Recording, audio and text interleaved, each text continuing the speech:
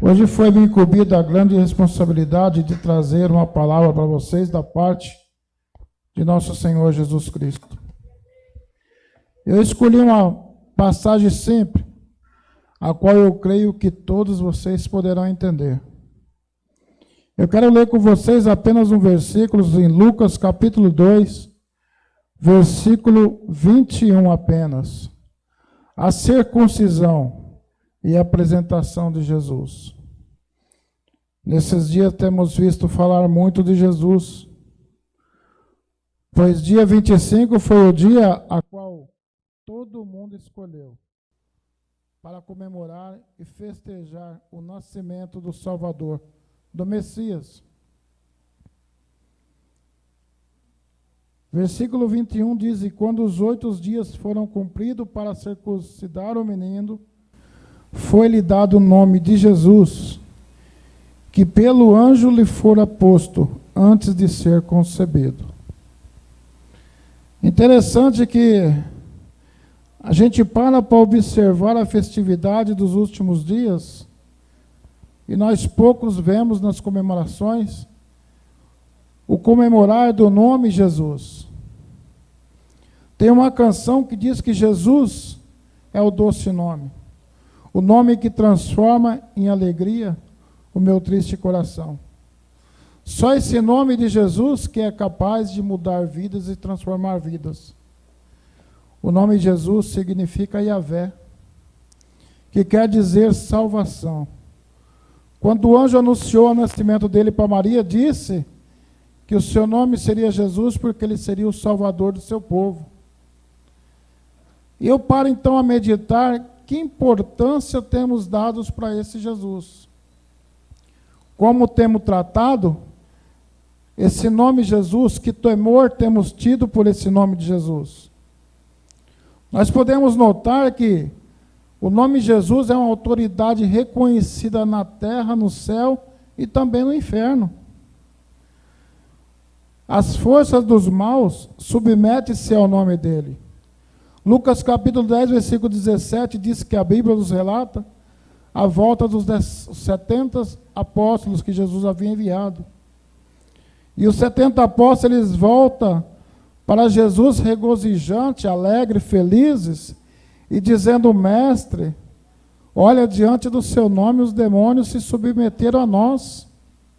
Ao falar no seu nome, os coxos paralíticos andou, o cego teve visão, os mudos falou. Olha a importância desse nome Jesus. A Bíblia também nos diz em São João 14, versículo 3, que as nossas orações devem ser feitas a Deus em nome desse Jesus. Ele mesmo afirma: tudo quanto pedires ao Pai em meu nome eu farei, para que o Filho seja glorificado no Pai.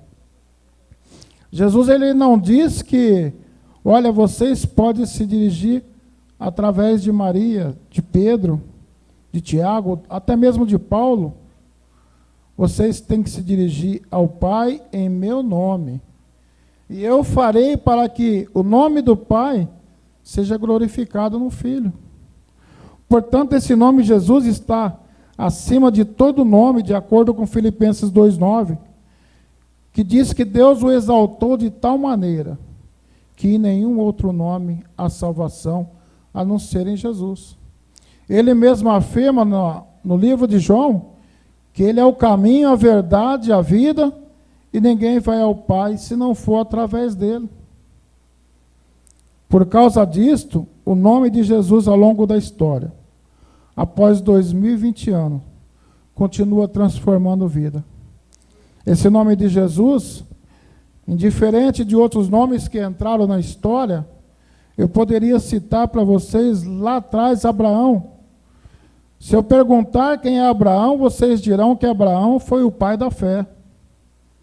Mas o nome de Abraão não traz salvação e cura nos dias de hoje. Se eu perguntar para vocês quem foi Moisés, vocês dirão que Moisés foi o libertador de Israel. Livrou aquele povo lá do Egito.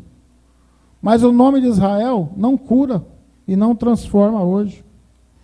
Se eu vier aqui mais para perto do templo e perguntar para vocês quem foi Martinho Lutero, muitos dirão que Martinho Lutero é o responsável do movimento protestante, de onde surgiu o novo cristianismo. Se eu perguntar para vocês quem foi Santos Dumont, muitos dirão que nem conhecem. Alguns dirão que Santos Dumont foi o pai da aviação.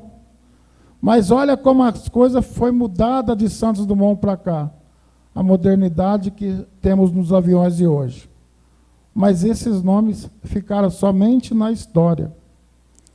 Existem homens que nasceram, criaram seus nomes, mas esses nomes ficou na história.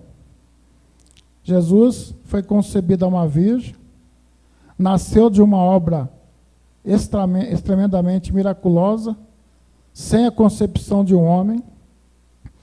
Jesus viveu entre nós, caminhou entre nós como Deus, morreu, foi sepultado, e ao terceiro dia ele ressuscitou. Oh, glória a Deus, aleluia! E é por causa disso que esse nome Jesus continua vivo há mais de 2000 anos. Esse nome Jesus é o que transforma a vida, é o que transforma aqueles fracassados, sabe, aqueles que você olha para ele e disse, esse não tem jeito, esse não tem solução, mas para Jesus tem. Sabe aquele que você olha para ele e fala, esse é um zero à esquerda, não vai sair daí. Jesus transforma ele em vencedor. Sabe aquele que você ora e fala, nossa, está em fase terminal. Para Jesus ele pode ser curado num piscar de olho. Esse Jesus foi, é e continuará sendo o Salvador da humanidade. Ele não foi simplesmente um nome que entrou na história. Ele é a história. Lá na carta de João, diz que no princípio era o Verbo. O Verbo estava com Deus e o Verbo era Deus. Jesus já existia no começo. E olha como que ele se fez, tão pequenininho. Nasceu em carne para vir mostrar para nós a simplicidade de se chegar ao Pai. É uma pena que muitas pessoas não têm se apercebido desse valor. Oxalá todo mundo olhasse para Jesus da forma que eu olho. Eu queria falar com vocês hoje a respeito do nome de Jesus. Muitas pessoas, se eu perguntar para uma criancinha, quem é Jesus? Ele me dirá, Jesus é o Filho de Deus. Se eu perguntar para um ímpio quem é Jesus, ele vai falar, Jesus é o Filho de Deus. Mas qual a importância desse Jesus na nossa vida? Será que ele só fez no passado? Ou ele continua a fazer por nós até os dias de hoje? Primeiro tópico. O nome desse Jesus traz salvação para o pecador. Atos capítulo 4, versículo 12, diz que em nenhum outro há salvação.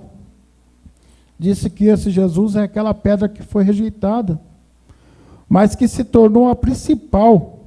Portanto, não existe outro nome dado entre os homens que se assemelha ao nome de Jesus. Em Filipenses, capítulo 1, versículo 6, Paulo diz, olha, eu estou plenamente certo de que aquele que começou a boa obra em vós, há de completá-la até o dia de Cristo. Paulo está dizendo assim, olha, não pense em você que Jesus só começou e parou. Você tem uma jornada, e até o dia de você completar essa jornada nessa terra e se encontrar com Ele, você vai estar ao lado dele, apoiado por ele, sendo guiado por ele. E essa salvação que Jesus traz, ela não é uma salvação comum, é uma salvação graciosa. Atos capítulo 15, versículo 1, diz que nós cremos que fomos salvos pela graça do Senhor Jesus Cristo. Ou seja, não adianta eu dar meus dízimos e oferta correto.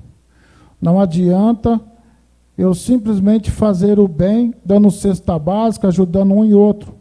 Tudo isso é lícito, faz parte do cristão. É obrigação do cristão dizimar na sua igreja, é obrigação do cristão ofertar na sua igreja, é obrigação do cristão ajudar o carente, ajudar o pobre, o aflito, não só com alimento, mas também na parte espiritual. Isso é obrigação nossa. Mas não é isso que traz a salvação. A salvação é de graça. E é uma graça, um presente de Deus para as nossas vidas. Se for olhar para nós mesmos, nós não somos dignos dessa salvação. Talvez, se eu dizer para vocês, vocês podem até se escandalizar. Mas a Bíblia diz que aquele que errar, que aquele que pecar num só mandamento, erra em todos. Se eu perguntar para você, quem que não cometeu um erro no dia de hoje? Alguns podem erguer a mão e dizer, eu não cometi. Já está cometendo erro. Se nós olharmos para nós mesmos, nós erramos a cada momento, a cada instante. Nós somos falhos, nós somos pecador. A nossa carne é frágil. E por causa disso, nós necessitamos dessa graça de Cristo. Essa graça não é mérito nosso, mas é um presente gratuito de Deus para nossas vidas. Se não fosse esse Jesus, onde tiraríamos essa graça hoje? É claro que Deus, no seu infinito amor, Ele viria inventar um novo meio para que o homem se voltasse para Ele. Mas Ele criou Jesus. Ele trouxe Jesus para ser essa ponte que liga o homem ao eterno. Essa salvação que Jesus traz, ela é exclusiva de acordo com Atos capítulo 4, versículo 12, que diz que não há salvação e nem o outro. Não adianta você procurar outro caminho, não adianta você procurar em outro nome, não adianta você procurar em seitas, em religiões. Se não for por Jesus, ninguém chegará a Deus. Amém? Estão entendendo? Segundo tópico, o nome de Jesus traz paz para o coração. Jesus, João 20, versículo 19, diz que ao cair da tarde daquele dia, Jesus se pôs no meio dos discípulos e disse, paz seja convosco. Os discípulos estavam reunidos num só lugar, triste, cabisbaixo, sem saber o que fazer, que direção tomar. Jesus se aparece no meio deles e diz, olha, paz seja convosco. Foi o maior presente que Jesus deu para aquele apóstolo. Porque quando eles se apossaram dessa paz, eles criaram coragem e ânimo. Essa paz que Cristo dá, ela excede todo o entendimento. Não é uma paz que nós conhecemos no mundo.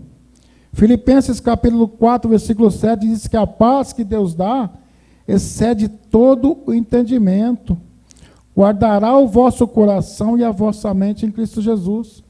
Essa paz ela é divina e independente de circunstância. Não se trata de um bem-estar emocional, mas é uma tranquilidade na alma que não se abala. O salmista já dizia, 1000 cairá ao teu lado, 10.000 à tua direita, mas tu não serás atingido. Quem tem a paz de Cristo em si, pode estar pegando fogo do lado, que ele não se preocupa. Eu me lembro de uma história que eu vi uma vez, onde 3 poceiros entraram num poço para fazer uma limpeza. Um crente e 2 ímpios. E no fundo do poço perceberam que tinha gás. Então gritaram que havia gás no poço. Os 2 ímpios falou logo para o cliente, vai logo que você é o mais idoso, é mais perigoso. Ele falou, não, se acalme, vai vocês na frente. Porque se eu perecer aqui hoje, eu sei para onde vai a minha alma. Essa é a paz de Cristo. O crente não se preocupa com o que está acontecendo ao redor, porque Deus dá a certeza de que o Senhor toma conta de nós, e Ele guarda o nosso coração na angústia e a nossa mente na tribulação. Não deixa que nós sejamos abalados. Essa paz de Cristo não é segundo o mundo, de acordo com João 14, onde Jesus disse, eu deixo-vos a minha paz vos dou. Não vou lá dou como a dá o mundo, mas não se turbe o vosso coração e nem se atemorize. Amados, a paz sempre foi algo, obrigado, Márcio. A paz sempre foi algo muito valioso para os judeus. Eles as consideravam tanto que escolheram a palavra shalom para se cumprimentarem. Shalom é um termo, uma pronúncia que, além de paz, expressa segurança, integridade, bem-estar e saúde. Na sua despedida, o Senhor não deixou nenhum bem para os apóstolos, porque ele sabia que até as suas vestes seria disputada entre os soldados romanos. Mas ele deixou algo muito valioso para os discípulos, algo que bens materiais não poderia comprar. Ele lhes deixou a sua paz. Jesus ofereceu àqueles homens o que havia de mais importante. Esta paz que continua disponível a todos aqueles que crerem e buscar. Se você não tem paz e almeja conhecer essa paz, peça a Jesus. E você vai ver como você vai começar a olhar para as circunstâncias do mundo de forma diferente. Eu lembro que, acho que final de março, começo de abril, muitos olhavam para mim e achavam que eu não ia passar dali. E eu simplesmente falando, Senhor, estou nas tuas mãos. Meu único medo é não estar preparado. Meu único medo é não ter meu livro escrito no livro da vida. E olha, muitos que estavam melhor do que eu não passaram para 2021. E eu estou aqui tendo o privilégio de, no primeiro dia do ano, poder falar desse Jesus. A paz que o mundo dá, segundo João, é uma paz diferenciada. Às vezes, eu penso e me pergunto, que paz o mundo pode dar? Um mundo que é dominado por ódio, enganos, guerra, egoísmo, traição, mortes, doença, assassinato, traições dentro das próprias casas, daquelas pessoas que mais achegadas, que são os seus parentes. Que paz esse mundo tem para nos dar? Confesso que nenhuma. Pois essa paz que o mundo oferece, ela é uma paz falsa, ela é uma paz momentânea, ela dura um pouco de tempo, mas não é eterna. É uma falsa sensação de segurança, apoiado, e muitas das vezes, em recursos materiais. A verdadeira paz só existe para aquele que fundamentaram suas vidas sobre o Senhor Jesus, sobre o poder desse nome. Aqueles que reconhecem o poder de nome de Jesus, aqueles que levam consigo esse nome e Jesus Cristo. Esse sim reconhece a verdadeira paz. A paz de Cristo também só faz sentido porque ele venceu na cruz. Se ele não tivesse vencido, se ele não tivesse ressuscitado, nós não teríamos essa paz. Mas ele ressuscitou e ele deixou uma lembrança para nós. Estas coisas vos tenho dito para que tenhais paz em mim. No mundo passarei por aflições, mas tende bom ânimo, porque eu venci o mundo. Eu vejo algumas pregações que às vezes me entristecem. A pessoa vai evangelizar um ímpio, a primeira coisa que ele fala, olha, venha para Jesus que o seu problema se acabará. Venha para Jesus que a sua vida financeira vai mudar. Venha para Jesus que você vai alcançar todos os bens que o seu vizinho alcançou. Quando a verdadeira palavra deveria ser: arrependei-vos do vosso pecado. Arrependei-se e voltai-se para Deus. O Senhor Jesus afirma que a angústia estará presente na vida de cada ser humano. No entanto, o caminho que ele assegura a paz e descanso interior permanente depende da sua decisão. Depende de qual caminho você vai decidir seguir. O próprio Salvador Jesus, na sua época, ele enfrentou muitas oposições. Na época, os rabinos, os homens da lei, vivia provocando e cutucando Jesus a cada momento, tentando pegar no deslize. Aí eu te pergunto, Jesus poderia simplesmente estalar o dedo e aqueles homens sumir, ser dizimados com fogo na frente dele. Mas Jesus foi provocado, respondeu à altura, se manteve firme, mesmo sabendo que estava caminhando para a morte, porque ele havia paz nele. Eu creio que aquelas pessoas bravias daquela época, quando olhavam para Jesus, que ia indagar Jesus, a paz que resplandecia em Jesus era tão grande, que eles ficavam sem ação, sem rebolado, não tinha resposta. Isso mostra que o triunfo de Jesus sobre todas as forças do mal é a garantia do nosso triunfo também. Quando ele disse, tem de bom ânimo, porque eu venci o mundo, ele quis dizer assim, ó, permaneça firme que vocês vencerão também. Isto é, por mais perseguições e opressões que o inimigo imponha sobre nós, ele foi e sempre será um derrotado. Contudo, o segredo para vencermos as dificuldades está na forma de como enfrentamos. Se tivermos bom ânimo, seremos encorajados a crer que nenhuma aflição poderá nos derrotar. Se tivermos fé, como foi cantado nesta noite, nada poderá nos abater. Nós poderemos até mesmo ser atribulado por enfermidade, a sua cura vai chegar. Ainda não chegou? Espera mais um pouquinho. O desemprego bateu na porta, vai orando. Jesus não vai deixar nada te faltar. E no momento exato, ele vai abrir a porta para a sua vida. Tudo ao seu tempo. Muitas das vezes nós corremos para fazer algo do nosso tempo. E ainda falamos que Jesus está no negócio, como já aconteceu comigo. Não, estou fazendo porque Jesus está no negócio. Na verdade, o negócio estava agradável para mim. E eu achando que Jesus estava no negócio. Aí você vai e faz, coloca Jesus no meio. Aí depois de um mês você fala, nossa, será que Jesus estava no meio mesmo? Porque não está muito bom. Não foi o que eu esperava. Então tenha paz. Tenha paz que no momento certo a sua vitória vai chegar. O terceiro tópico dessa mensagem é sobre a paz de Cristo. Essa paz de Cristo, ela também traz alegria.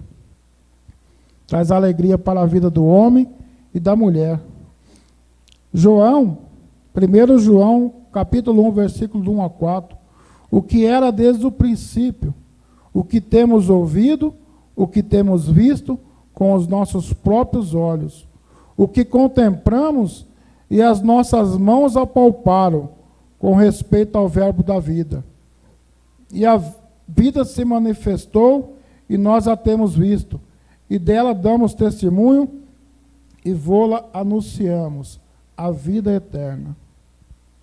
Que tipo de evangelho temos anunciado ao mundo? Olha que quando aqueles discípulos chegou para Jesus, ele estava todo eufórico, porque eles viram o mesmo milagre que Cristo fazia sendo produzido através das suas vidas, simplesmente por usar o nome de Jesus. Então a alegria deles era radiante, era normal, porque eles chegaram ali todo eufórico, todo se sentindo poderoso. Mas Jesus olha para eles e fala, olha, é místico que essas coisas aconteçam, mas não se alegrai com coisas tão pequenas. Alegrai-vos porque o seu nome está escrito no livro da vida. Quem tem a paz de Cristo tem que ter essa certeza, que ao deixarmos nossa vida, nós partiremos para uma nova vida, a qual vamos estar junto com o Pai e o Filho na mansão celestial. O apóstolo termina escrevendo, dizendo assim, essas coisas vos escrevemos para que a nossa alegria seja completa. Quem tem essa alegria de Cristo, ele não tem uma meia alegria, não é aquela alegria só quando você está na igreja. Eu conheço pessoas que na igreja é uma benção, alegre, sorridente, brincalhona, mas dentro de casa não cumprimenta o vizinho, não fala com o parente que mora nos fundos, no seu trabalho, mal e mal, dá um bom dia para os colegas de trabalho. Cadê a paz? Cadê a alegria? A Bíblia diz que essa alegria tem que ser completa, não pode ser meia alegria. Você não pode estar alegre só na presença do Senhor, senão você vai querer ficar 24 horas na igreja. Essa alegria ela tem que ser completa e irradiante. Essa alegria ela é ultracircunstancial. E ela independe de sua situação financeira. Paulo fala algo muito interessante em Filipenses capítulo 4, versículo 11. Paulo acaba de receber uma oferta dos filipenses. E ele então começa a indagar sobre a alegria daquela oferta. Mas ele fala assim, ó, eu digo isto, dizendo bem de vocês, não por causa da pobreza, porque eu aprendi a viver contente em todas as situações. Paulo, para ele dizia que ele estava contente no muito e mais contente no pouco. Paulo estava contente na bonança e na aflição. A alegria de Paulo era radiante. Eu creio que aonde Paulo passava, muitas pessoas falavam, eu queria ter a alegria e a fé desse homem. Eu queria ter o espírito desse homem na minha vida. Porque imagine vocês um homem que estava constantemente sendo provado, um homem que estava constantemente sendo ameaçado a perder a sua cabeça. Mas em nenhum momento ele desanimou, em nenhum momento ele perdeu a fé, em nenhum momento ele perdeu a alegria. E essa alegria, ela tem que ser completa. De acordo com João, 1 João, capítulo 1, versículo 4, essas coisas, pois, vos escrevo, para que essa alegria seja completa. E além de completa, ela tem que ser contagiante. Você tem que contagiar as pessoas à sua volta.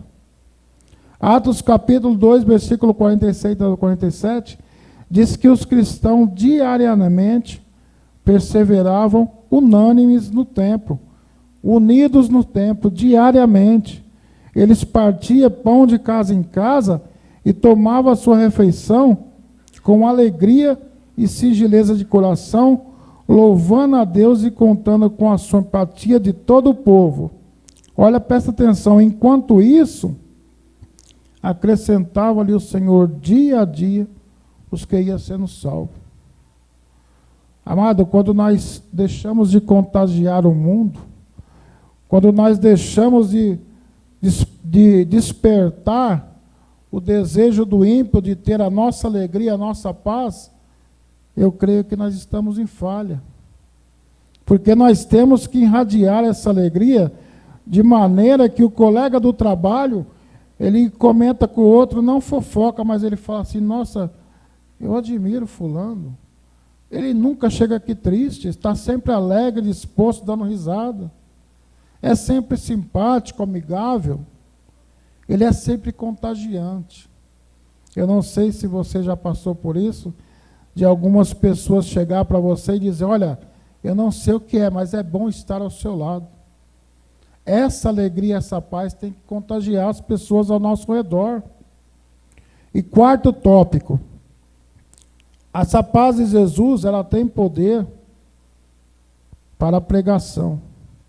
Lucas capítulo 24, versículo 46 a 49, ele lhes disse assim, está escrito que o Cristo havia de padecer e ressuscitar dentre os mortos no terceiro dia, e que em seu nome se pregasse arrependimento para a remissão do pecado, e a todas as nações, começando de Jerusalém, pois vós são testemunha dessas coisas.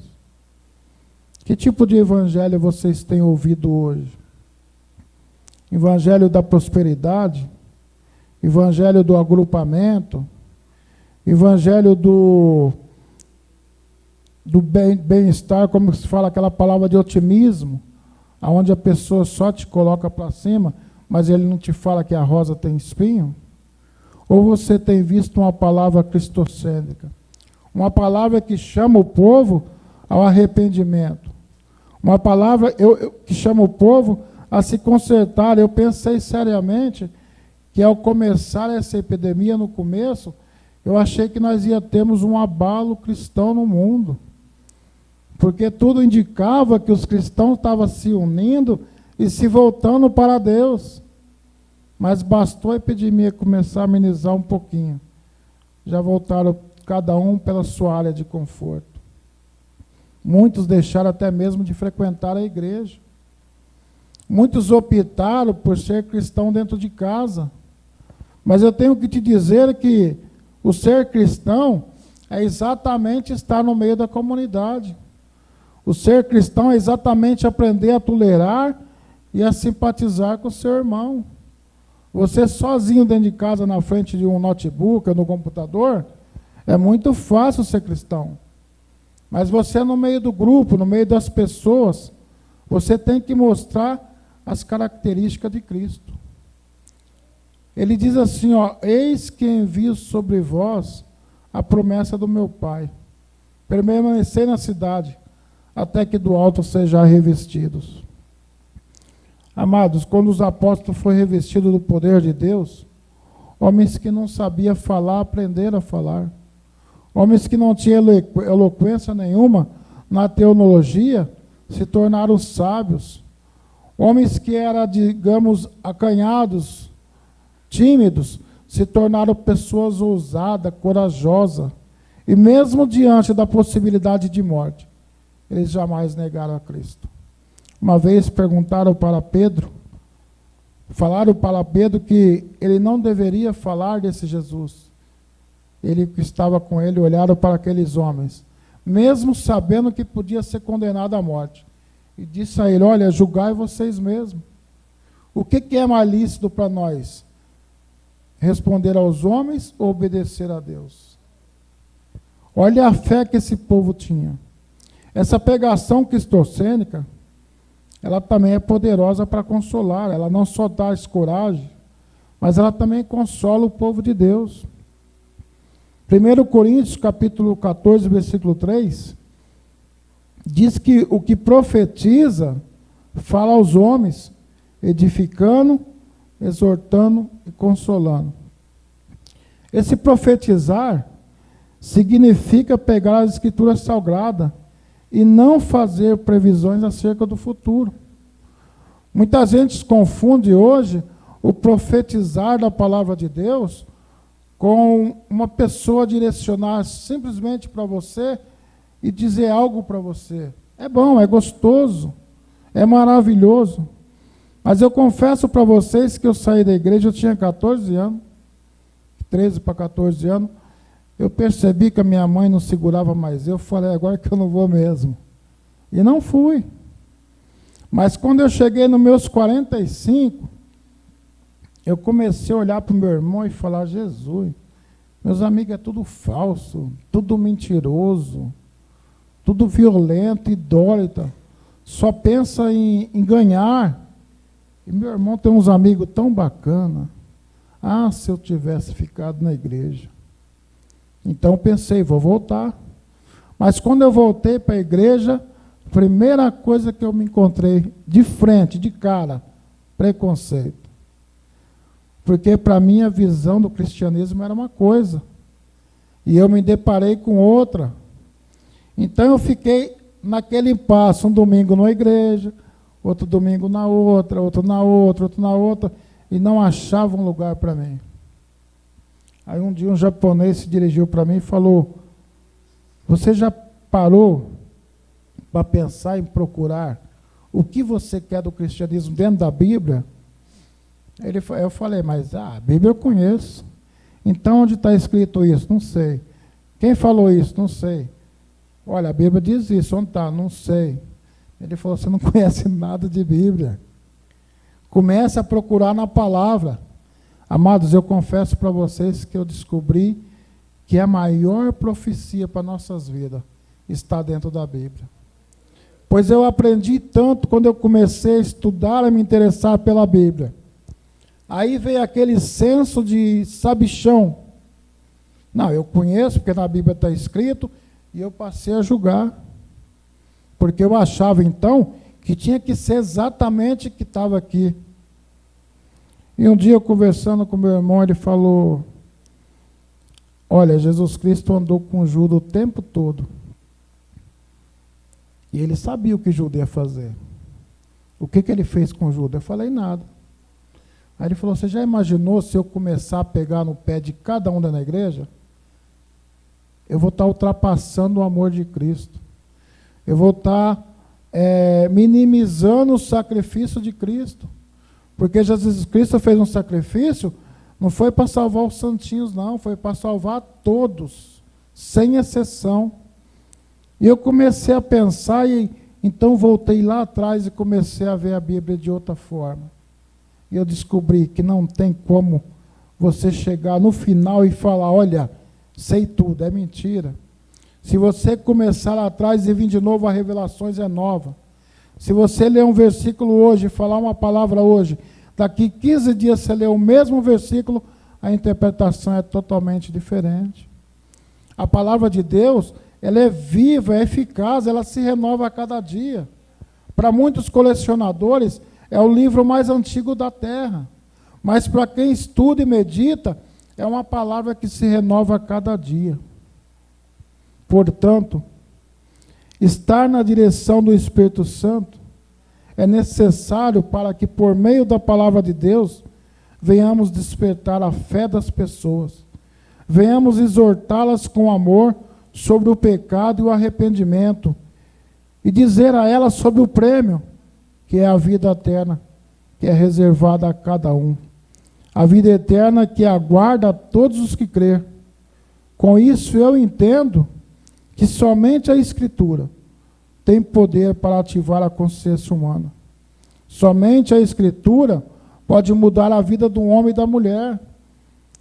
Eu posso ter muita vontade de ajudar alguém, mas se esse alguém não me der ouvido, eu posso falar 2, 3 anos no ouvido dele que não vai adiantar de nada.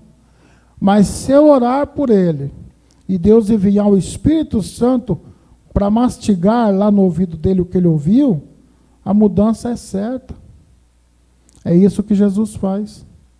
Esse nome de Jesus Cristo no Natal, ele não deveria ser comemorado com essas festanças que o mundo comemora, mas deveria ser comemorado com certo temor. Eu me lembro que antigamente o prazer dos crentes era se reunir no Natal na igreja para cultuar a Deus.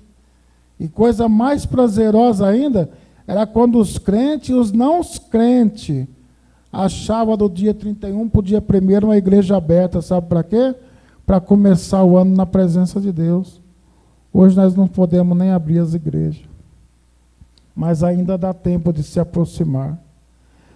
A pregação cristocêntrica, ela é poderosa para corrigir o seu povo. Segundo Timóteo 3,16, diz que toda a Escritura é inspirada por Deus e útil para o ensino, para a repreensão, para o começo, para a educação na justiça. A palavra não diz que é só o Novo Testamento. A palavra não diz que é só os Pentateuco. Ou a palavra nos diz que é só os livros poéticos. A palavra diz que toda a Escritura é útil para o aprendizado. Amado, quer saber como tratar a sua esposa? A Bíblia mostra. Esposa quer saber como obedecer e respeitar os seus maridos? A Bíblia mostra. Alguma esposa pode pensar, mas eu sou obrigado a obedecer? Você escolhe. Qual que é mais fácil? Obedecer ou morrer? Porque a mulher deve obedecer o marido. E o esposo, ele deve, se necessário, morrer por ela, como Cristo morreu pela igreja. Então, é necessário que você estude a Bíblia para você entender o seu procedimento. Se você quer saber como lidar com os filhos, está dando problema, dor de cabeça, a Bíblia tem resposta para isso. Filhos, quer saber como lidar com os pais? A Bíblia é bem clara. Honra seu pai e a sua mãe para que se prolongue os seus dias na terra. Se você não honrar, aí já é contigo. Seus dias podem não ser tão longínquos. A pregação cristocêntrica é poderosa para salvar o seu povo. Paulo dizia assim, ó, eu não me envergonho do Evangelho. Aí alguém pode estar falando assim, mas eu também não me envergonho do Evangelho. Mas eu confesso para vocês que tem muito amigo no trabalho que eu trabalhava mesmo, Eu fui descobrir que ele era crente depois de quase um ano de empresa. Tem muitos amigos que se dizia pastor, mas lá na empresa ele não se portava como um pastor. Você pode estar pensando, mas irmão Laurentino, é porque ele é pastor, ele tem que ser um santinho? Não. Ele tem que ser sério, um homem de poucas palavras, um homem de procedimento sábio, um homem que não usa palavras mundanas para se dirigir aos seus congregados, aos seus subordinados, né, os funcionários. Ou seja, existe uma certa disciplina. A Bíblia fala sobre tudo isso. Eu quero concluir essa mensagem. Eu acho que eu levei menos tempo do que o necessário, né? Mas eu quero concluir esta mensagem. Porque essa mensagem, ela tratou-se de uma explicação sobre a preciosidade do nome desse Jesus. Como que nós temos tratado o nome de Jesus nos dias de hoje? Será que nós temos tido tamanha reverência? Será que nós temos tratado ele da maneira que deve ser tratado? Porque o nome de Jesus, ele continua a fazer os mesmos milagres que ele operou no passado. Se tem alguma mudança, a mudança está em nós, mas não no nome de Jesus. O nome de Jesus continua com o mesmo poder. Ele diz na sua palavra que esses sinais seguirão aos que crer. Se você crer, os sinais têm que acontecer. Primeiro, que nós aprendemos nessa noite. O nome de Jesus, ele traz salvação para o pecador. O nome de Jesus traz salvação para aquele que você acha que não tem saída. E essa salvação que Cristo traz, ela é completa, graciosa e exclusiva. Não é uma salvação igual a do mundo. Segundo, a paz que Cristo traz paz para o coração. A sua paz excede a todo o entendimento, pois não é segundo a paz do mundo, e só faz sentido porque Cristo venceu a morte. E nós venceremos um dia com Ele. Ele prometeu que aquele que se manter fiel até o fim, reinará com Ele na sua glória. Terceiro, o nome de Jesus traz alegria para a vida. E a sua alegria é completa, é contagiante. Não pode ser meia alegria. Essa alegria tem que ser inteiriça. Quarto, o nome de Jesus traz poder para a pregação. A pregação cristocêntrica foi e sempre será poderosa para consolar, corrigir e salvar todo aquele que nele crê. Todo aquele que crer no nome de Jesus encontrará esses 4 itens. A pergunta que eu deixo para você nesta noite: você crê verdadeiramente nesse nome de Jesus? Você entende o significado desse nome de Jesus para nossas vidas? Então use esse nome para evangelizar em 2021. A segunda pergunta: você está debaixo da proteção desse nome de Jesus? Se você estiver, então nada poderá lhe abalar, nada poderá lhe abater, e você terá um início de ano próspero diante de Deus. Mas para isso, não esqueça de espalhar esse nome de Jesus por onde você passar. Pois se você tem esse nome, já se considere em 2021 um vencedor. Este nome de Jesus é o único que tem todo o poder para te salvar, te dá paz, alegria e poder para pregar o Evangelho. Se a você ainda tem dúvida da vida eterna, creia nesse nome de Jesus, que Ele te garantirá o seu nome escrito no livro da vida. Lembre-se do que eu disse no começo. Se olharmos para a história, veremos muitos homens que colocaram o seu nome na história, mas nenhum nome tem tanto poder como o nome de Jesus. Nenhum nome traz a salvação, nenhum nome traz vida e esperança como o nome de Jesus. Que o Senhor abençoe a todos, em nome de Jesus. Amém.